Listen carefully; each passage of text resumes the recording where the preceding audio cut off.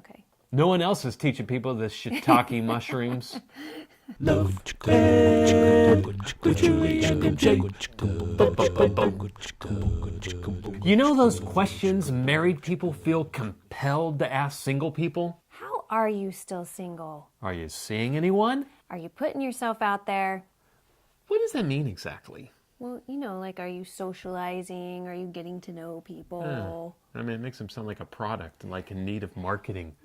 You're on the back shelf. We need to put you out in the floor display. This week on Love Ed with Julie and MJ, we're sharing 8 reasons why singles seemed doomed to endure RSI. That's Relationship Status Interrogation. And number 1 is that they're just plain old nosy. Yeah, everyone has that curious George who has to keep his fingers on the pulse of all the local gossip. Oh, prayer requests. That's what I meant, prayer requests. Number 2, they're happy in their own marriage and they just want that for you too. Well, shame on them for wanting something good for you. Well, if you also do want to be married, then every relationship status interrogation is just a reminder of the marriage you don't have yet. Okay, but then again, on the flip side, your interrogator could feel trapped in a miserable marriage. Yeah, as they say, misery loves company. So they just want to spread the love. And while we're sharing negative reasons why married people engage in RSI, they may just want to flat out embarrass you. But remember what my mom used to always tell me. They only make fun of you, dear, because they like you. Well, that's not the only reason. Yeah.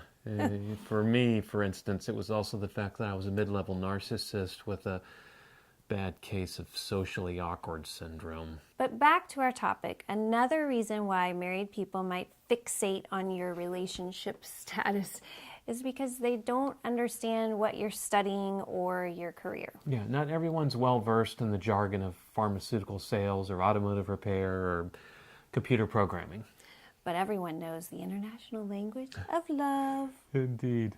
And the 6th reason for RSI is the simple fact that your relationship life, or frankly, even your lack of relationship life, is almost always more exciting to talk about than the weather. Or the road conditions. Or their own boring life. So if they want to set you up with somebody at work, as uncomfortable as that suggestion may be, isn't that better than listening to them talk about that latest visit to the proctologist?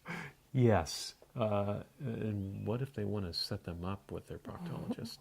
As for reason number 7, how about our culture's obsession with romance and relationships? Are you referring to the fact that almost all popular music, film, and television is basically an endless glorification of romantic love? But who doesn't like a wonderful love story? Oh yes, especially the one starring you in the leading role. Whether it's a real soap opera or a sweet romantic comedy. Inquiring minds want to know. How did you meet? Are you guys going to break up? Are you going to get married? Are you going to get sick of all these questions? And last of all, for reason number 8, it may be that your inquisitor sees marriage as a sign of personal growth and they really want you to have that. That may sound crazy in today's culture where only 27% of those in their 20s are married.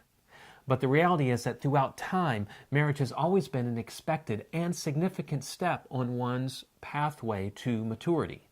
Can you really be offended when those who know and love you best want to see you take that step? Yeah, well, you can if you see like they're treating you less mature or less complete just because you're single.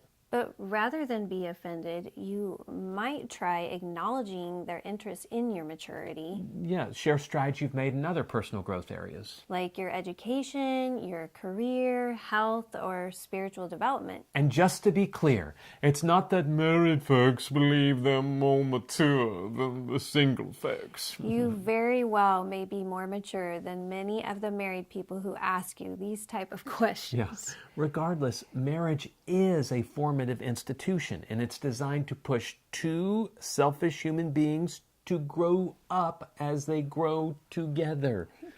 In other words, as you pursue oneness, you pursue maturity. If you've enjoyed this episode of Love Ed, I encourage you to check out our recent date night advice post entitled The Single Person's Guide to Relationship Status Interrogation. It's one of my favorites. It's awesome. It actually made her laugh out loud, and she doesn't do... I read posts that I think are going to make her laugh, and they don't. Look, don't let married people look down on you because you're single. You don't have to be married to grow in relational maturity. That's why we do these videos expressly for the wise individual who is not currently in a relationship. So join us again next week for more Love Ed with Julie and MJ. Love Ed with Julie and MJ.